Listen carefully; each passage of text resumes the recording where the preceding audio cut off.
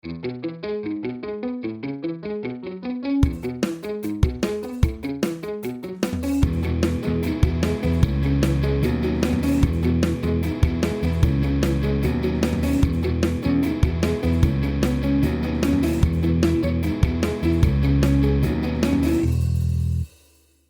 everybody. We're back after a month. A long time. It just got busy. And then, it School and got busy. I just had so much to do. School, work, all that good stuff. Hopefully you've missed me. I'm sure you have, or not. There's been a change in the title. Oh, yeah. The Junk Drawer Chronicles. Yeah, you changed your title. I did, because as I've said before, I'm not real great with titling things. I would take the lower points on papers just to not have to put a title to it, and I'm terrible at it. So I was thinking and wondering about retitling this thing, and unfortunately, my email has to stay as is, the old one, because the way that shit's set up. But I figure I settled on the Junk Drawer Chronicles because really it's stories about what's in someone's junk drawer or the junk that you have laying around in a bowl by your bed. I don't know. What did Emma say the Junk Drawer Chronicles sounded like? I don't know. An ongoing story of the same thing? Did she? I thought she said something silly like that. I don't remember that at all. It's like, that doesn't sound the same at all. Well, anyway. It doesn't sound like what you found in your junk drawer. Whatever. So it's now the Junk Drawer Chronicles. Same stuff, different name. I think the graphic is much better. Aww. Don't you? It looks cute. It is. It's fine. It's very cute. All right. So without further ado, let's get into it. Here are the Junk Drawer Chronicles. Yeah. I guess we'll just dive in because today is what I've brought. Yeah. What did you bring today? What did you find in your junk drawer? What have I brought from my junk drawer today? So today I have brought an invitation, and this will be the theme for the day: invitations. This invitation came through, I don't know, luck or right time, right place, whatever. I had recently moved to California, and I was talking on the phone with this dude. This was before you. So all better be before me. It is. So I was talking to this guy who happened to be a writer for the LA Weekly, the independent magazine. It's kind of like, if you're from Columbus, a little bit like the other paper. It was like the independent paper. OC Weekly too that was an independent paper down in Orange County. But this guy worked for LA Weekly. I won't say his name because I've since looked him up to see if he's still around. He still does movie reviews and things like that. So I'm like, I don't want him to find me. But anyway, he, out of the blue, we were talking on the phone, and then one day he called me and said, "Hey, I have an invitation," because he would get these for his job a lot. And being Los Angeles, he was like, "I have an invitation for a movie premiere." I'm like, "Oh, that's different. I've never been to one of those before." And I was just thinking, oh, it must be some corny thing. But he's like, I said, "Oh, really? What is it?" And I didn't really care. I was like, "Oh, I'll go to that." He was like, It's a Joel and Ethan Coen movie." I'm like, "I'm sorry. What?" He's like, "Yeah, Joel and Ethan Coen." I'm like, "Oh, I'm familiar." I'm very familiar with who they are. He was like, "It's called No Country for Old Men." And I'm like, "Oh, okay, this sounds pretty good." And in my mind, I'm like, this movie's going to win something. So I'm all for it. And I got to be upfront. I'm not for taking advantage of people or oh, this guy could do something for me or something like that. But I wanted to go to a movie premiere. And as soon as he said Joel and Ethan Coen, I was like, I'm in. So we went to the No Country for Old Men premiere at the El Capitan. It was 2007 or something like that. So it's really funny. We first of all, we got there, and they shut down they shut down the streets for these things. And we were kind of standing at you were probably there. We were standing at the railing kind of watching celebrities come in because we didn't have to go in right away. Coming in on the red carpet and stuff. If you went in right away, you'd have been sitting forever. Oh, I know. Yeah, it's a process. It's like most celebrities have to sit there and give like half-hour interviews with people they don't like. Right. Yeah, it's a whole spiel. It's just like it looks like on TV. So we stood there and watched people go in, and we were chit-chatting with these people beside us. And then like probably 45 minutes to an hour into it, we're like, well, you ready to go in? I'm like, yeah, let's go. And the people beside us are like, you're going in? We're like, yeah, we're going into this thing. So you go over and there's like, and I'm sure you know this too, there's like a little check-in area before you get to walk across to go inside, and you have to give your credential or whatever to check in. And we did that. And then you actually, I mean, all the celebrities have gone in by now, but you walk across the red carpet, and it's funny because when you're a nobody, the photographers will look up to see who it is, and then they're like, oh. Well, usually they have like a publicist come over and go, even if you're like a small person, like a person who's up and coming, like there'll be a publicist come over and announce you. Oh, yeah, no. No, not even that. But I was like, woo! You're like, a red carpet, yay! I was like, wow, girl from Ohio out here. So we went inside, and the El Capitan is great because basically there's usually all these little Disney related things. Like they have stuff, props and posters and exhibit things around. And I remember to go to the bathroom, you had to go downstairs, and they had the entire film prop for The Nightmare Before Christmas. It was that whole thing. It had the little curvy mountain. Yeah, they do that. Yeah. Yeah. That's about that time of year. Yeah. So they had that whole thing. That was kind of cool, actually. I just remember going to the restroom, and I should have been smarter about it because back then there wasn't the only social media was MySpace. So This is how far back that was. I should have had the wherewithal to like at least have a notebook or some sort of pen and paper about all the people I saw, because it was a cavalcade of famous people, and it was people that was like, holy shit, because there were really old stars there that I can't remember who was there, but I just remember seeing them like, oh my God. Tandy Newton was there. Then these people were just like adjusting their dresses in the bathroom. I'm like, wow, this is crazy. So we go upstairs, and in those premieres, you get free popcorn and free. I'm like excited for the free popcorn, free cane. I'm like, yes, this is awesome. So the guy I was with, he's like, I'm going to go to the restroom, and then I'll be back. So actually we'd gone in and sat down. He's like, I'm going to go and I'll be right back. So I sat there just watching these people come in. Tommy Lee Jones just walking right down. Josh Brolin walking right down. Yeah. It's the weirdest thing. And then I turn and I look coming down the aisle, John Malkovich with a crazy jacket. It was like a jacquard or some sort of weird material. And because I loved him so much, I like paid special attention. So it was just odd. But he had on, he was carrying a package of red vines and like eating a red vine. And he sat down like 2 rows in front of me. So I sat behind John Malkovich. But then the guy I was with came in and sat down. He's like, dude, I almost took out John Malkovich with the door in the bathroom. He's like, I almost slammed it in his face. I was like, oh yeah, he just came in. So that was pretty funny. Oh, that's cute. Yeah. So everyone's in their seats, and I'm looking around all these famous people. I'm like, this is some stuff right here. So there's nothing weirder than like Joel and Ethan Coen like announced the movie and all that, and then the movie starts. It's really hard to pay attention in a movie when you're watching Tommy Lee Jones, watching watching Josh Brolin. Watch Josh Brolin. So the movie was good, but I kept watching their reactions and so I missed, I wasn't paying total attention.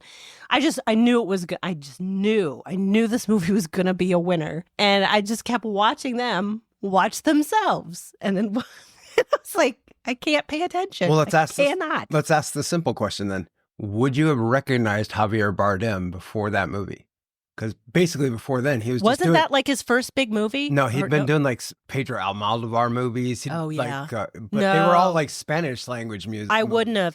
And obviously at that point he had a different haircut because clearly Well, yeah. odd haircut. But probably not. I don't remember. Isn't that kind of I funny? don't remember. Isn't that kind of funny? The one guy who like won like everything, like every award that you could win, known to Yeah. man from the movie, and he could have been sitting right next to you. Oh, I know. He could have been like, it could have been like him and his date sitting right next to you and your date. You wouldn't have not even known at all. No. And I couldn't tell you, I didn't pay attention who was beside me. I could have very easily been celebrities to my right, and I didn't even notice because they were just everywhere, like everywhere. So we watched the movie. I half watched it because I kept looking at everybody else looking at themselves. I'm like, that's really weird. I don't, and you know, some celebrities say they hate watching themselves. So I just kind of wonder about that. It's gotta be.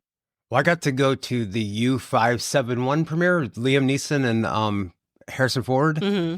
It was a submarine movie, and I'm like sitting in there, and like the movie starts and the credits start rolling down, and I watched Harrison Ford get up and leave, Oh. and he never came back. He never came back. He's probably bored. Like he's, and then you turn around because I just moved to Hollywood like around that time, and you start reading things and you see that Harrison Ford doesn't like to see himself on the screen. Yeah. So he saw his name on the screen and then he got up and left. Yeah. Then him and Calista went out to eat somewhere, and then he came back at the end of the movie. And this is what I was going to ask you. Did they have a Q&A afterwards? Because he came back. I don't remember. He came back for the 7-question Q&A, and then There might have been. I do remember afterwards they came back out and they talked a little bit. But then after that, so the after party was down the street at the Roosevelt Hotel, which is like very short walk. And everyone just filed out and just walked down the street to that after party.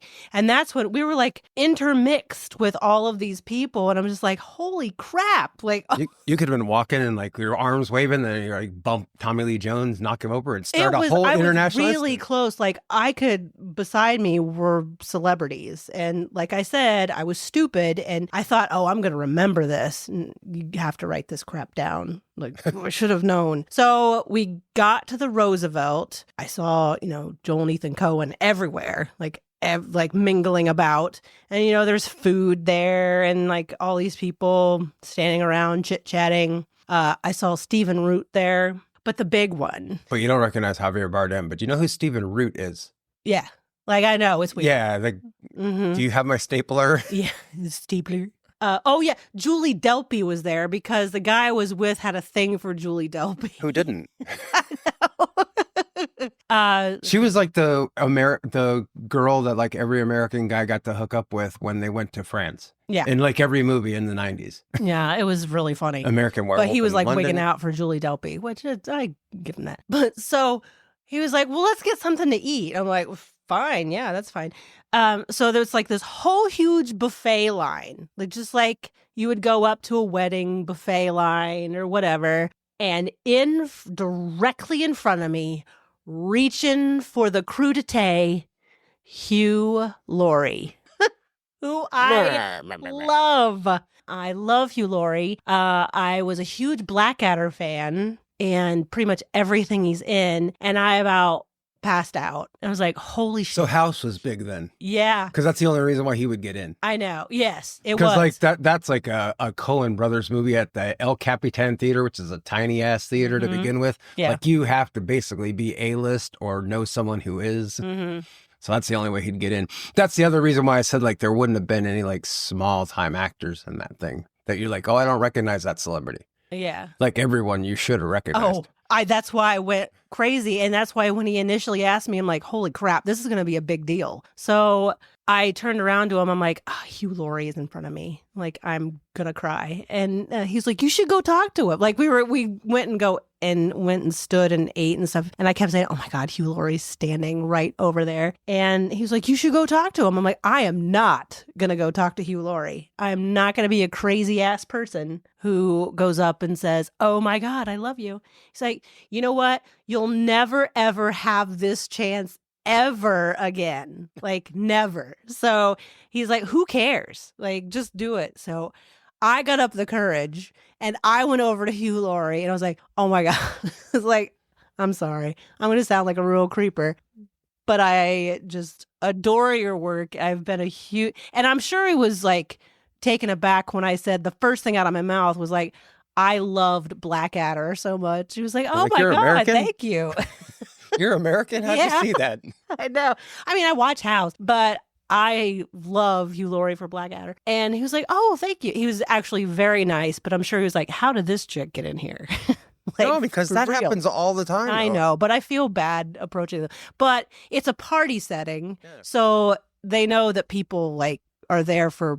They've gotten an invitation at some. Yeah. For some reason. I mean, going back to like the Harrison Ford story, like you've always heard stories of like people running into him at parties, like, oh my gosh, I love Star Wars and Indiana Jones and all that other stuff. They hear it all the time. Yeah. And, for the most part, like you'll hear you could hear like Hugh Laurie say, I've never ever seen Mark Hamill in my whole life, but I love Star Wars. Yeah. And then Ellen DeGeneres brings Mark Hamill out and gives him like a surprise hug from behind. Something dumb like that just always happens because even though it seems like a really small community, it's not. Yeah. And then like someone like Hugh Laurie from England, he's not really American. So you could have been anybody. You could have been a producer. So if you could have been like a big time producer who's looking to hire him, but you wanted to gauge how nice he was in like a setting where he doesn't know who you are. So, and then you'd be like, I'm not hiring that prick ever again. So he's going to put on like his happiest face no matter what. Yeah. Especially, for sure. especially there. Like if you ran into him at the coffee bean, it might be a different story. Right. You're like, yeah. listen, lady, I'm trying to get my coffee and go to work. That's true because it's full of industry people. He doesn't know who the unrecognizable people are because they could work for somebody. Like you just don't know. But he was very nice. That was the only person that I approached because I was not going to go up to anybody else. But I did say hi to Hugh Laurie, which I will forever remember. Well, at least you didn't go gaga over Josh Brolin and go, oh my gosh, the Goonies was the best. And this dude's like 40 years old now. Oh, I know. He was like 20 then. He was like, Jesus Christ, how old? God damn it. No, I didn't. He's like, I've done 65 movies since. Yeah, it was just me, like, just standing there for an hour or two, just watching other people. It was the best people watching ever. Aww.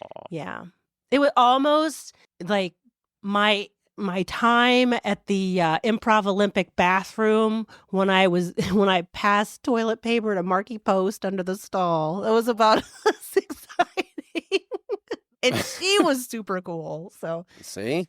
But yeah, that I will never forget that. And then I remember telling my parents about it. The first thing my dad asked was like, did you ask Tommy Lee Jones about his horse farm? Because my dad was super in love with Tommy Lee Jones because he owned horses. That was his big thing. I said, no, I did not talk to Tommy Lee Jones. That dude would intimidate me anyway. Oh, I know. Like, he just seems like an me. angry person. I remember you saying Giancarlo Esposito seemed like an angry person. I think Tommy Lee Jones is worse. Yeah. Like, but I don't know. He could be like the nicest guy on the planet. And Giancarlo is very nice. Yeah, He's a very nice. He just plays really bad people and does it so well that, Yeah. I mean, like I said, these people could be like the nicest guys on the planet. Meanwhile, someone like Gary Busey probably hit you with something. Yeah. And you think he's like super cool, and then bang, I got hit. What do you want? So that was my invitation to a Hollywood premiere. Never went to another one. That was it. And that movie ended up winning Best Picture. Wait, what was that's awesome. It was Best Picture. It ended up I knew the moment he told me who those directors were, I'm like, that movie is going to win something. It is going to be at the Oscars. And damn it, it was a Best Picture winner. Yeah, those guys don't make movies that don't they at least get nominated. That's what I was like, I'm going to this. I don't care, the dude I was with is nice. It obviously didn't work out. But yeah, I wasn't going to miss that. And I didn't. And it was worth it.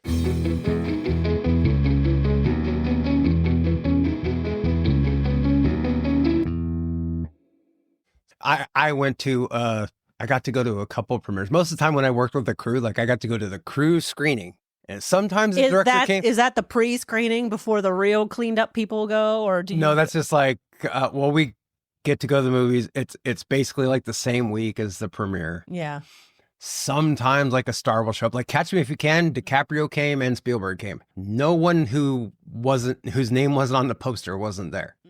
Like everyone else is like people that are in, laundry list of people. Everyone else who feels like they want to go. Like now, that's the other thing. A lot of crew screenings, people are working, so they don't go. That's true. They just got to keep working. So like it could be in a small theater. Like a lot of times, like crew screenings weren't even in movie theaters. They were like in VA building or something like that. A lot of them were at that VA building by UCLA.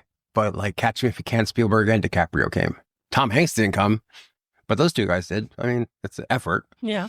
I went to the Dumb and Dumberer. Not Dumb and Dumber, but no, Dumb and Dumberer. With the two guys that weren't in Dumb and Dumber or Dumb and Dumber 2. Eric Christian Olsen and I can't remember the other dude's name, and Rachel Nichols. None of those people, not the director, not any of the actors, none of them came. Oh, wow. I went to the crew screening for The Wash with Dr. Dre and Snoop Dogg, and those two guys came, and the director came, but like other people, like Shaq's in that movie, he didn't come, but he's barely in the movie, so it's not. But I mean, even if they just come and say, hi, thanks for coming, and thanks for working on the movie, appreciate you, and they leave, which is kind of what DiCaprio and Spielberg did. But I always wonder, like the big premieres, like, do they have a Q&A at the end? They always have a Q&A at like Sundance. It's always a Q&A. Like, yeah. It's always at a Q&A at like the Toronto Film Festival or Cannes. The Q&A for like Cannes though is in like another room. Like they just rush everyone out of the room, and here's another room full of reporters that haven't even seen the movie, but they're going to ask you questions about the movie. But yeah, usually those premieres is like a whole week of like promoting and like. Yeah. I think that would be boring. Press junket number 1, press junket number 2. Then after press junket number 2, all the people that are in the press get bussed to like some place and they watch the movie, and then they get to come back for press junket number 3 and ask actual real questions about the movies other than what was your experience like? Now they're like, what were you doing here? That whole movie you were picking your nose. Is there a reason for that choice? I mean, I'm sure if like Heath Ledger had to do Q&As for Dark Knight, everyone's going to ask him, why were you always licking your lips? Were you channeling Jabba the Hutt, or what the hell was going on then? I thought he did answer that question. No, he was deceased. No, not. I mean, like during it. I thought so. Who would have seen it? He died months before that movie. Oh, did he? Yeah, he died like the first series of posters. I thought I heard there was a reason for it. But I don't know. No, he passed away like after the first series of posters came out. Yeah, I guess you're right. Those are Why So Serious posters, those came out, and then he passed away like days later. Oh, yeah, I guess so. That's why there's really no Batman photos signed by Heath Ledger out there. Wow. Like none. There was people that got blank white paper and then printed the photo over the top of the autograph, but there's not really any, because like the first images were only out for a couple days when he passed away. Yeah. But I mean, I imagine like that's, if people are going to ask him his process, that's the question everyone's going to ask. Why were you always licking the inside of your lips? And why were you always licking the inside of your mouth? Because he was constantly like, tongue in the inside of his cheek. Yeah.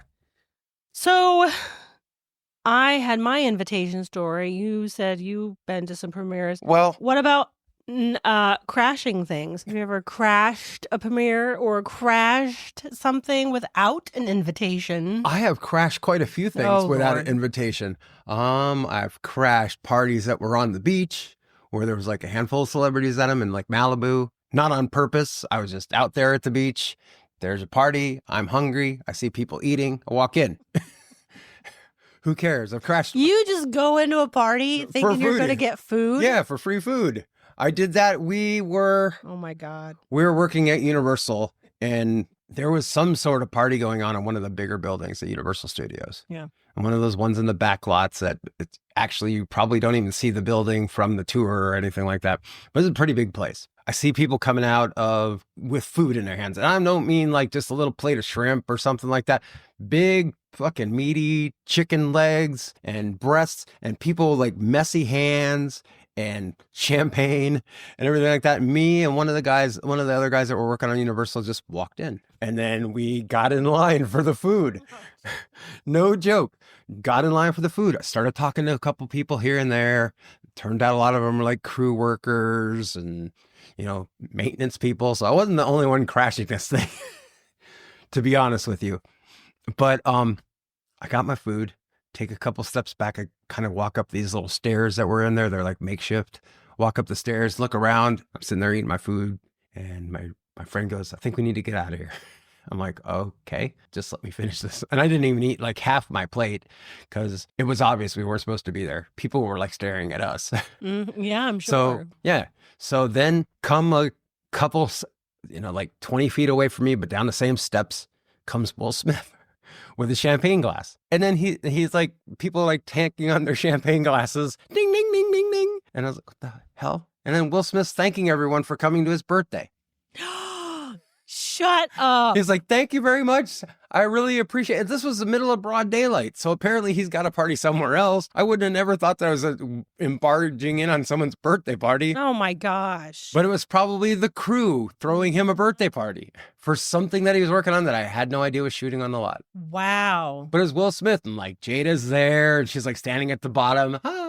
Little golf clap, and like everyone's cheering for him and stuff. And that's why I said that there was people there that I kind of knew that I knew were crew or probably maintenance or something like that, because they were. It was the crew throwing Will Smith a birthday party. Oh my gosh. So I know one time you crashed the ESPY Awards. Yes. Yeah, well, same guy actually with me. Same dude. We didn't mean to crash the ESPYs, but there was a friend of mine from Wisconsin who was also there, and we knew our way around the Kodak Center, like not the Kodak Center, sorry, whatever that building is on the other side of the Staples Center where they play basketball. It's changed names a couple times, I think, but there's like an ESPN store and where they broadcast ESPN things. There's a bunch of stuff there, and it's a couple levels up. My friend Josh decided, I'm going to crash this party. That was his whole purpose. I'm going to crash this party. We're dressed like shit, like everyone else at the ESPYs. Yeah, there's like black tie. Black tie, black suit, black tie. He goes, and we follow him. We're just going to follow him. So he walks downstairs into the parking garage, then finds the elevator. Take the elevator up, and now we're in the ESPY party. No joke. It was that simple. And we didn't walk past one security guard. No one asking us for IDs. No one really questioning us at all. In fact, when we were in the party, dressed in like a hoodie and like short cargo pants, no one said boo to me the whole time. That's crazy. I got free food again. I got free food. It's always about the food. I guess. We saw, what's the name of that group that sings "Oh We Oh Jungle Love"? More Stay in the Time. They performed at the party that we were at. Dr. J is like walking past us. My friend got his picture with Dr. J. Dr. J, suit, tie, hair, like freshly, like he got all the gray out. Wow. He's like, just for men, worked just fine that day. Head to toe, wingtips, the whole thing. My friend, cargo shorts, hoodie. You can see everyone else in the back of the party with Moore's Day and the Time playing in the background. Wow. Because he's from Philly and he loves Dr. J because he played in Philly. But yeah, we snuck into the ESPYs on that. And then I went to the bathroom, and I was like was that Facebook yet? I can't remember.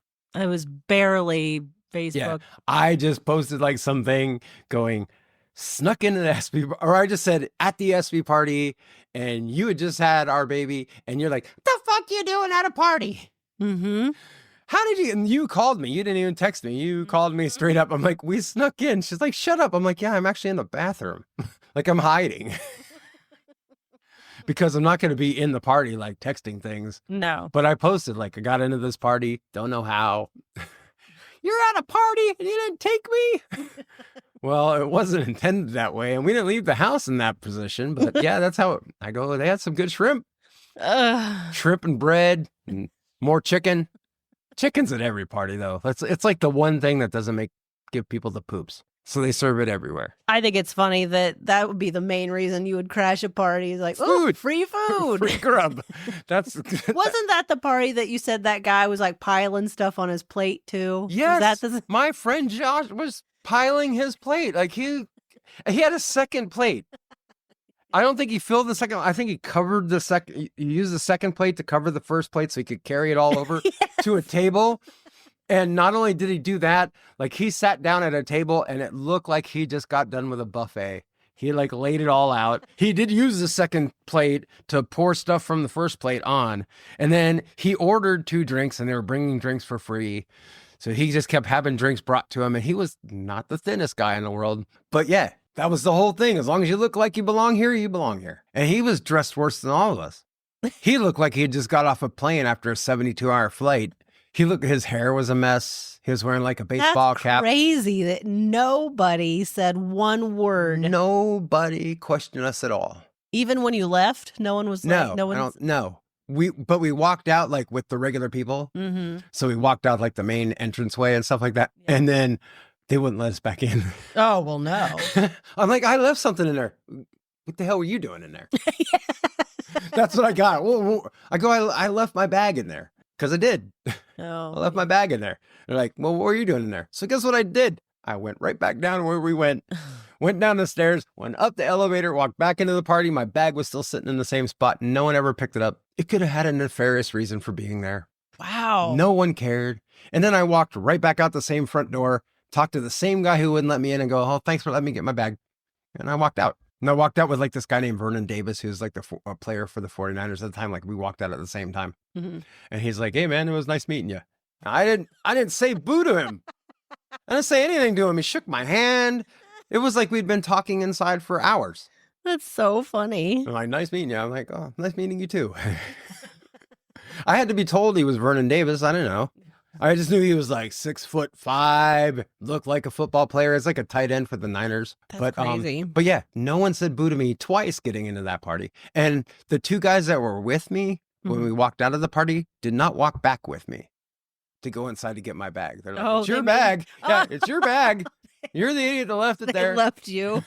They still stood at the gate to see if I got in. Oh, yeah. Yeah, they wanted to see what happened. Yeah. Oh, sure. And one of them was in my car, so he was stuck without me. So if I got arrested or something like that, he was really in a mess. He was really in bad shape because I was his ride. Like, when there was no such thing as Uber then, he'd have had to call a cab. Yeah, that was cab times. And from that place, that probably would have been a $30 cab ride back to his house. And he would have been really mad at me for spending $30, a cheap bastard. But yeah, I walked back into that party another time to get my bag. That's really funny. Yeah, it was worthwhile going though. And it was the ESPYs. It was an award show. So I saw people I saw Peyton Manning. And at the time, the MVP of the NFL was named Matt Ryan. He was a nice guy. Yeah. Tim Tebow. And we saw Tim Tebow later that night. At one of the other things that we went to, we saw him chatting up a girl at a Subway. Mm-hmm. All night long. And me and my friend were like, this is going nowhere. It's just going to be conversation because Tim Tebow was that big guy, still a virgin guy, and all that other stuff. I was like, he's either putting it on or he really is. And he's just looking for someone to get married to. But I mean, it was really funny to see him later that night. And he's like I said, chatting up a girl at the Subway. Of all places. But he was a college student at the time. He wasn't in the pros yet. So has he ever been pro? He was for 2 years, but he wasn't great. So yeah. But he's a first round pick, so he's got first round pick money.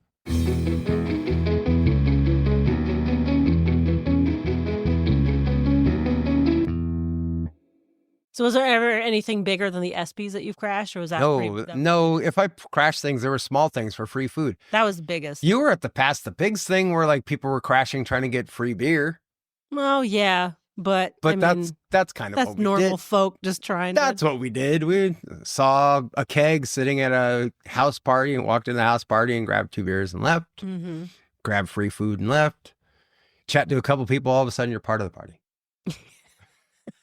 You just strike up a conversation with 2 strangers. Now you're just sitting there drinking a beer and talking to 2 people. You look like you're part of the party. Even the guy who's running the party is not going to come and go, hey, were you invited? You're talking to my friends. Well, I don't know. Someone might. It may happen. It never happened to me. I mean, I was in Will Smith's birthday party for crying out loud. That is crazy. Oh my gosh. I can't believe Jada didn't have you thrown out. I don't think she ever saw us. Probably not. But I don't think, to be honest with you, I don't think Will spent, other than the thank you for coming to my party time, probably in the party at all. Yeah. He made a showing and left. Thanks for everyone coming. Blow out the candles of your cake. And then that's the end of it. Yeah.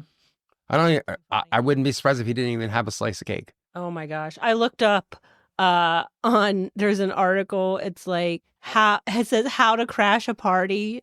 Number 1, dress the part. Yeah. At bare minimum, you should make yourself clean and presentable. So you didn't do that at Nope. the ESPYs. So strike number one. Dude, I was at for every party I crashed, I was not clean and presentable. If it's a house party, go for smart casual. If it's formal, black tie is appropriate. Well, you didn't do that. I know people that crash like Oscar parties and stuff like that all the time. Have you ever, I know I've thought about like when you see those parties at a park, like in the summertime, like reunions or something, you just want to walk in and say, hey, oh my gosh, it's been so long since I've seen you. No, I don't want to. I don't think I'd ever want to like make myself known big enough to do something like that. But Yeah. I would sneak over and get some grub, burger and fries, some corn, whatever they're cooking. I see them cooking hot dogs, though. I'm not going to the party. I don't care. The rest of it's gross. Oh my God. So number one was look the part. So number two, get something to bring along. Alcohol is always appreciated at a house party, and a bottle of wine is a standard choice. So you're supposed to bring something to a party you crash? This takes planning. This is like, you're like obviously going to crash. Yeah, I saw Wedding Crashers. Do some research. It's a good idea to find out what kind of party you're trying to crash. Oh my gosh. Well, that's if you know what the party is. I didn't know who was Will Smith's birthday party. Oh, here we go. This is what you guys. But like I should have known it was an ESPY party, and I should have at least looked the part there. Getting into the party. So this stuff. Project confidence.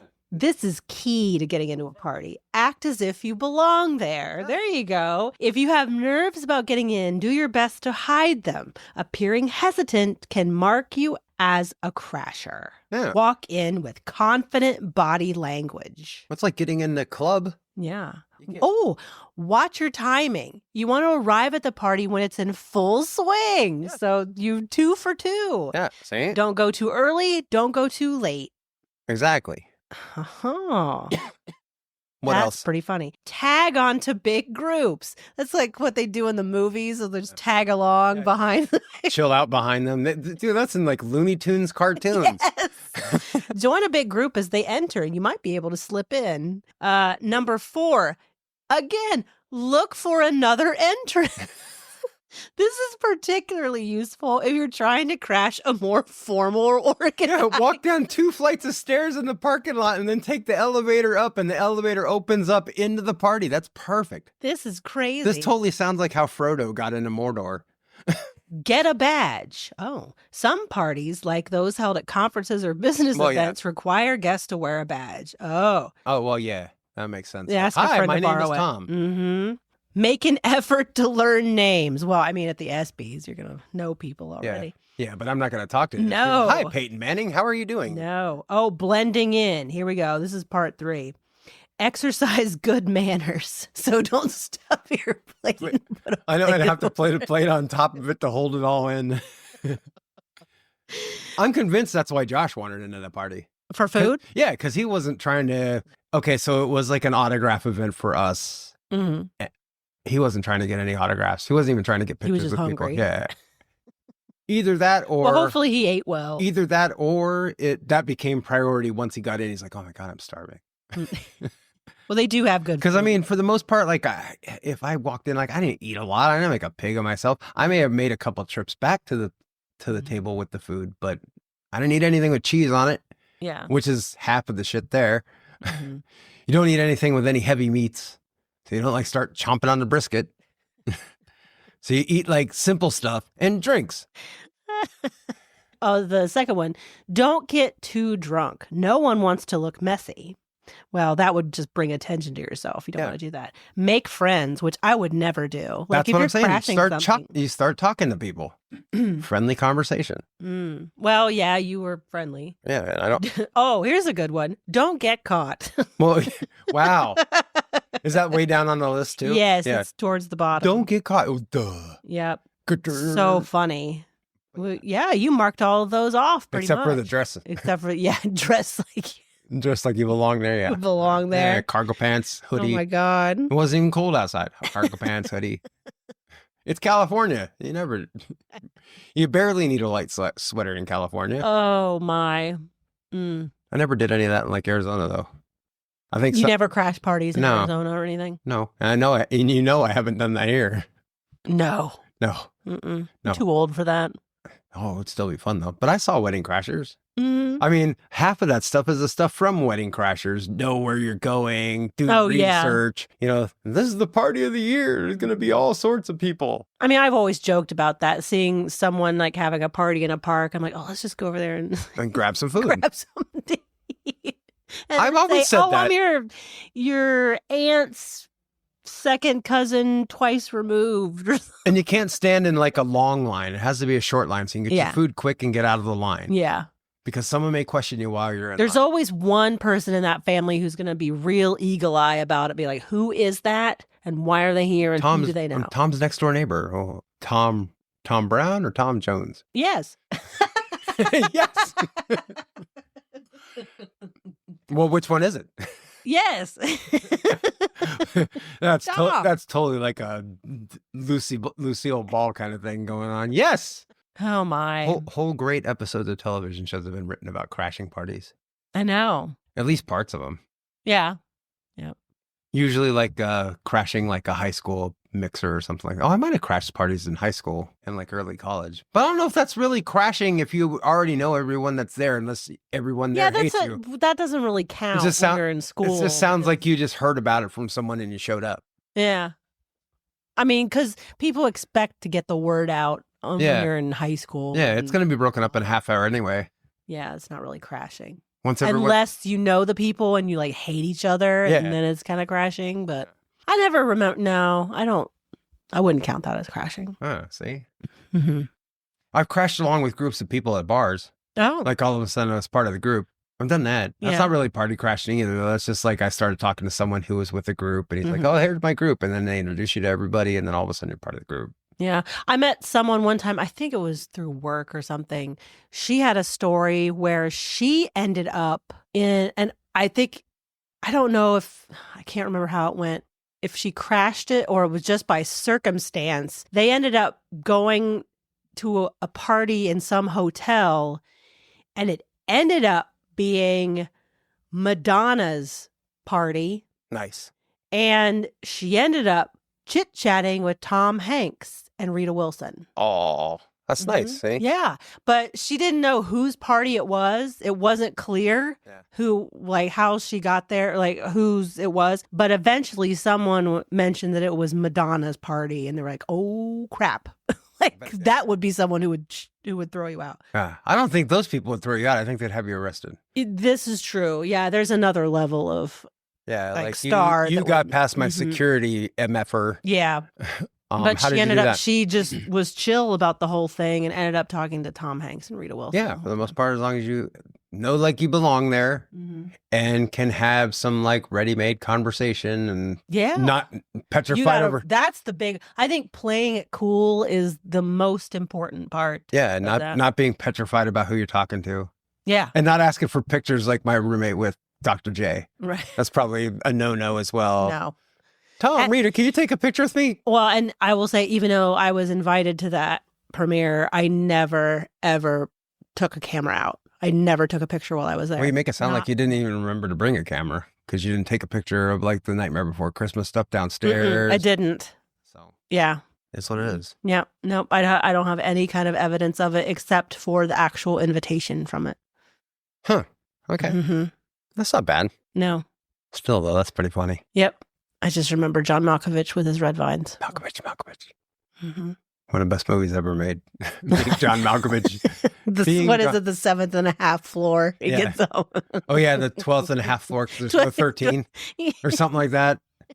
Something ridiculous. There was a moment in time where Charlie Kaufman was just like anything he could do is so quirky that it would get made. Adaptation, that. Yeah. Eternal Sunshine for the Spotless Mind. Those movies were so nuts. Like they were beyond nuts. Like when John Malkovich entered his own mind and like everything else. Malkovich. Yeah. And like there was women, but had John Malkovich's face. The waiter had John Malkovich's face. And that's all everyone said, Malkovich. They're looking at the menus and the menu just says Malkovich. So nuts. And then you would get kicked out of his mind and wind up on some New Jersey highway. That's right. Yeah. Like somehow you watch that again. It's been a while since you just get kicked out of his mind, and now you're like in the middle of the interstate. They don't make movies like that. Oh, I totally I totally don't think that they would like greenlight that because they'd just be afraid it wouldn't make any money at all. Like from Those are the kind of movies I love. I know. What is going on? You and 6 of your Poor friends. Things. Yeah. That was quirky. And no one saw that. It was No great. no one saw it until it started getting nominated for stuff. Oh my gosh, I thought it was I know, and it was nuts. so nutty. I loved it. It was totally nuts. Mhm. I'll sniff you, and then I'll decide if we're going to have sex or not. I'll ask you a question, then I'll sniff you. I mean, that movie is nuts. And then, like, no one would have ever expected Emma Stone to win the Oscar for that either. Like, I'm pretty sure she went there thinking that someone else was winning. Bananas. Yeah. So adaptation, Chris Cooper won for that. And that was nuts. And that movie was funny. Adaptation, it's kind of just weird enough to be nuts. Or Eternal Sunshine for the Spotless Mind. I think I said this morning. If Jim Carrey was going to win an award for acting, that was going to be it. Yeah, that was a good movie. Really sad.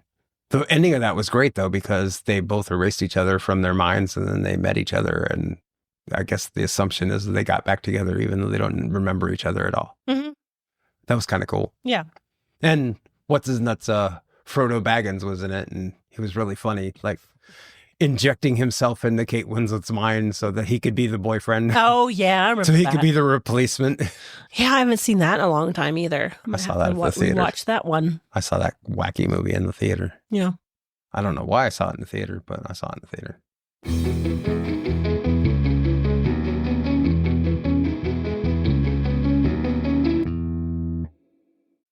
I got to go to X-Men 2 premiere.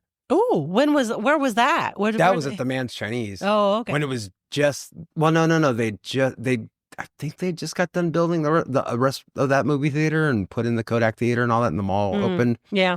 But it was a blue carpet. Oh. Yeah. It was a big blue carpet instead of the red carpet. And the whole street was blocked off, and the whole street had carpet on it. Not just because it's wild. Middle of Hollywood Boulevard, the whole street had carpeting on it, and they had like cars from the movie. That was the annoying thing about living out there, because just randomly the street would be closed because there'd be something going on over there. Yeah. Yeah. And then they would close the streets for weird shit too. Like opening weekend of football when I try to go to the Dubliner to watch or the Irish bar. And around the Oscar time, it's closed for like 5 days straight. Yeah. And they start closing it. And they close the train underneath, the subway underneath. I remember when I first moved out there, the Oscars were at they were like at the Civic Center downtown. They weren't even there. Yeah. Because they hadn't built it yet. So yeah, it was just the Man's Chinese Theater and like an empty parking lot. And they're just like, let's build them all. And then within 15 years, all those stores will be closed. It didn't take long. Like it went from Virgin Megastore to a Hard Rock Cafe to I don't know what the hell is there now. I have no idea what's there. And there's a Hooters across the street. That was always funny. Like they built a Hooters. That wasn't there when I moved there either. A Hooters across the street. It was like an Abercrombie & Fitch store. And then they had another brand that was like Abercrombie & Fitch next door to the Hooters. And then Jimmy Kimmel was in the El Capitan Theater. No, the El Capitan was the one that's strictly owned by Disney. But Disney owned the building next door that had the alleyway next to it. And that's where Jimmy Kimmel was at. And that wasn't there. That was there, but it wasn't anything in it for a long time until Jimmy Kimmel was like, well, let's put a show in here. A television show, no less. Because everything else used to be on a studio lot. That was like the only thing that was outside of a studio lot. But yeah, and then Kodak Center area built, and then the Grove. And then the Grove got a movie theater, so they started having premieres. Oh, yeah. But when I first moved out there, like almost every premiere is either at the Man's Chinese Theater or down at UCLA. And I mean, every premiere is at UCLA. Like at that it was, little theater down there? Those, they have the two theaters that are right across the street from one another. They have the one theater that has like the celebrities, and then they have the other theater or people who won like fan tickets and stuff like that. They usually took up both theaters. Oh, okay. The Bruin and the Man Bruin, they're both owned by Man. It's the same people that own Man's Chinese, so it's called Man Bruin, and I can't remember what the other one was. I don't even know if they're still there. I don't know either. And then I saw them shooting LA Confidential, and they're like, the movie theater pot bust. And they were actually holding a movie premiere down there. But like they decided to shoot that, and it was an actual movie premiere down there. So that was kind of funny. So you never crashed an Oscar party or anything? No. That would be highly. Yeah. secure. I know people that did all the time. I don't know like, how. Especially the I would Golden think Globes. that you couldn't get in. The Golden Globes are held in a hotel. that Beverly Hilton, right? So there's a lot of people that are actually staying at the hotel. Like just in general, they're staying there. After a while, I think the Hilton started like offering ticket packages where you could be there for the whole weekend, because not only did they hold the Globes there, but all the rehearsals were there too. Yes. So like celebrities were coming in and out for like 4 or 5 days. So people would come in the night of the Golden Globes and then just walk up. No one stopped them. They weren't a hotel guest or anything like that. They would just park their car somewhere else. And parking there is impossible. It's in Century City. There's just that parking lot for the Macy's in the same parking structure, but there's no parking there. So you got to park like a mile and a half away and then walk. And there's people all the time that I know that would just walk up and no one stopped them at all. And then they would just be looking around the hotel lobby. No big deal. Jump on the elevators with Kate Blanchett. No big deal. Just, especially the ones that have no problem buying a suit. They wear the same suit to everything. They sneak into the Sundance Awards and the IFC things, and that works for them. So they start upping their game, so to speak. And then they start crashing other things, crashing private parties like the one at Carrie Fisher's house every year. Like they just start crashing these things. And then after a while, if they've never gotten caught, their face starts getting recognizable. To so the then same they security get in people. anyway. Yeah, so then they get in all the time. Wow. And then some of these same people are also those guys who are seat fillers. Oh, yeah. They sign up to be a seat filler. So like this one guy I know, Duggan, he's been a seat filler for so long. Every once in a while, he posts on his Facebook page when Fred Durst hugs him after he wins an award at the MTV Awards. Duggan's just sitting next to him because he's filling the seat for someone else. He stands up when Fred Durst stands up, and then Fred throws his arms around him and hugs him like they're best friends. He has never met Fred ever. Kind of like the Vernon Davis thing where he's like, nice to meet you, man. Yeah. You know, but so seat fillers, they start getting seen by the people's bodyguards. So half of those seat filler guys just want to go somewhere where they're corralled off and take pictures with people because Mark Ruffalo will walk past them eventually. They get recognized there. They get recognized at all the premieres and the Oscar parties and everything. All of a sudden, they're like part of that crowd, even though they're in the same suit all the time. So they just get that one suit washed, and then they go to their job at as an IT professional or whatever the hell they do. And then they come back and... Do they get paid for that job? No, the seat fillers, no. I'm getting nothing. Yeah. They ask for them on Craigslist. Oh. If that's still a thing. But yeah, and just tell you you're a seat filler. Wild. Yeah. Or you get yourself on a list. I don't know. I've never been a seat filler. I think there's a few people on TikTok who are seat fillers who talk about how they became seat fillers and... Yeah. See, look, and there's people giving away the secrets on TikTok. I know. And then they're building their own competition. That's really stupid.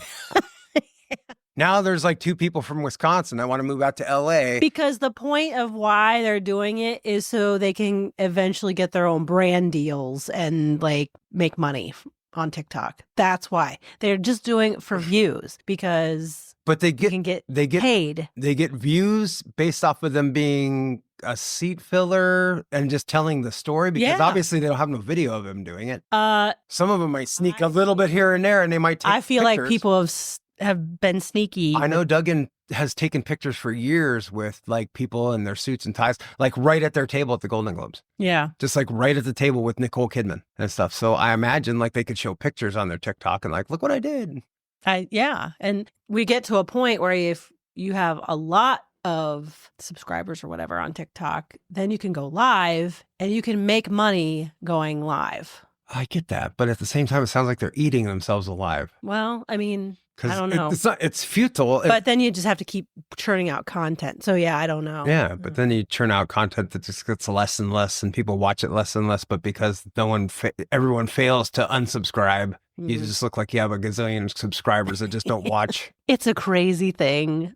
But I would think like telling people the secrets of how you snuck into the Oscar parties and stuff like that, I think they would eat themselves alive. Like they're just like, there's like 4 people now from, like I said, from Wisconsin that moved to California so that they could sneak into the Independent Spirit Awards. And then they got, and just like like I said earlier, they all upped their game. Like I got into this independent thing. I got into this independent thing. Let's try and get in the Golden Globes.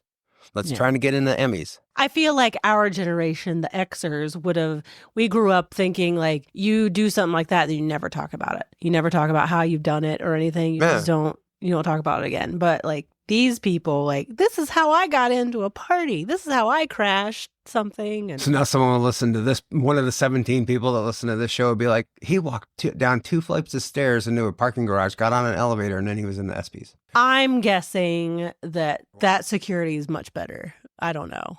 Well, it wasn't the first ESPYs there. It wasn't like it was I ESPYs don't number know. 1, but you're Someone probably just- right. Maybe someone called in sick. They didn't. Or they maybe didn't no one man was the watching door. or something like that. I mean, I've accidentally been places, and then like all of a sudden I've been on an elevator with like Matt Damon. Just like I wasn't at an event that I knew Matt Damon was at. I could have been like at the Grove having ice cream, or not the Grove, but the Kodak Center having ice cream, and they have like 5 floors. I just got on the elevator to go back down, and Matt Damon was there promoting something. Well, I mean, they are people. They can't just But not no, be he had- around regular people. Well, no, he had like his entourage, and he was dressed up and everything. Mhm. So it's weird enough, but I was like, here's me in hoodie and cargo shorts, because that was the uniform. Did you for say, Cal- hey, Matt Damon? I know I went Matt Damon. No, you didn't. It's Matt Damon. Did you say hi to him? Yeah. I was like, holy shit, it's Matt Damon. That's what I would do. I'd be like, holy shit. Usually if it's a situation like that, I'll play with it, but and I'll be like, holy crap. Like when we saw Eric Estrada at the Burbank airport. Yeah, and he Eric adjusted. Estrada. Yeah, and then he He was adjusted like, his. hey. Yeah, he's like, hi, and adjusted his wig. It was like 6 a.m. or Yeah, something. it was Really crazy. early. It was super early. There was nobody around. I was like, oh my God, Eric Estrada. And he was like, threw up his arm. I Like, know. hey. He's like, yeah, it's like this is a normal thing. He was either hoping to be seen, or he's like, this is his way to blow everyone off. Mm-hmm. There's only 2 ways for that. It's like, yes, someone recognized me at 6 a.m. Yep. These people are just wiping the shit out of their eyes, and there I am. I'm like, wow, Eric Estrada. Eric Estrada. Are you on my contacts? He's another one that just looked just like Eric Estrada. Well, I hope so. Well, no, I could pick him. I looked right at him. I'm like, that's him. It was obvious. That's him. Well, you can't miss him. He looks like that guy on TV. He hasn't been on TV in 2 decades, but yeah, same guy that's on TV. Yep. But I mean, how do you not like going back to your Coen Brothers thing? I went to Cancun with the girl. Mm-hmm. We were on one of those swim with the dolphins thing. Yeah. And in our group with swim with the dolphins was Frances McDormand and the Coen brother and their kid. That's nuts. She's in like a 1-piece bathing suit, and he's like in shorts with no shirt on, and their kid, and no big deal to anything. I never saw them on our boat to get up there and back, but they were there somehow, but they were in our group swimming with the dolphins. I'd be afraid to say anything. I to didn't say Frances anything to them. McDormand. I didn't say anything to either one of them. I was like, wow, there's Frances McDormand and Joel Cohen, I guess. Mhm. Isn't Did that your her? girlfriend know who it was? She did after I told them who it was. But she didn't know. No, she knew who they were. But... No, but she she didn't recognize them. And then she's like, you should have a job where you just recognize people. If only that paid money. I know, huh? I just, Wow, that's crazy. yeah, it was funny. I mean, and then you kind of like see what they're doing and everything like that. And they're just, You know what would be funnier? If they were on their little vacation, they start arguing about some stupid thing about their vacation, like normal "Oh, people. God damn it. This is just, and, what was that? That was right. They had just got done He's promoting been married for years. I know. They just got done promoting that movie Lady Killers with Tom Hanks. Mm-hmm. Because it was seriously like 4 days after that. And I'm like, this is probably his vacation after all Probably. that shit. Yeah. Like, he's just tired of this. I'm just going to go away. Mm-hmm. And he went away. So I was like, I'm not going to bother them. I don't have anything to say to them. No. I'll just be like, there they are. See them from a distance. Yeah. They're like giraffes in the wild. I don't need to pet them. I don't need to crash their good time. I don't need to pet them. No. And just let them be about their business. If they ask me for a piece of lettuce, here you go. Oh, well, what an exciting conversation about Giraffes in the wild. no. No. Matt Damon. Matt Damon. I'm sure someone has done that to him, though. Look at Matt 4 Damon. times, and he can probably Because I saw him on Jimmy Kimmel, or on one of those shows. He's never on Jimmy Kimmel, but I saw him on one of those shows one time. He said someone asked him to sign that picture. He's like, well, I didn't actually play this character. He's like, but I signed it anyway. Well, thanks for joining me again and coming back to the basement and You coming. didn't even have to introduce me today. You're just like, so we're back. Here's this. And let's get into it. Let's Oh, you're back. Oh, you're back. Yes. So I will cordially invite everyone out there to email me at mybigfatjunkdrawer@gmail.com. Again, it's still the same Gmail account because I can't change it. Tell me if you've ever crashed a party or what was your best invitation you've ever gotten. And we'll talk about it. Just let me know. Oh, yeah. It might be fun. And I've been drinking out of my Circle water jug the whole time. So Circle, if you're looking for someone to promote your product, you could actually sponsor the show. Nothing quenches like a circle. Yes, exactly. Right now, I have the flavor is fruit punch, but I did buy white cherry and black cherry yesterday. So delicious. So delicious. And sugar-free. Awesome. So with that, we will see you next time. Bye. Bye.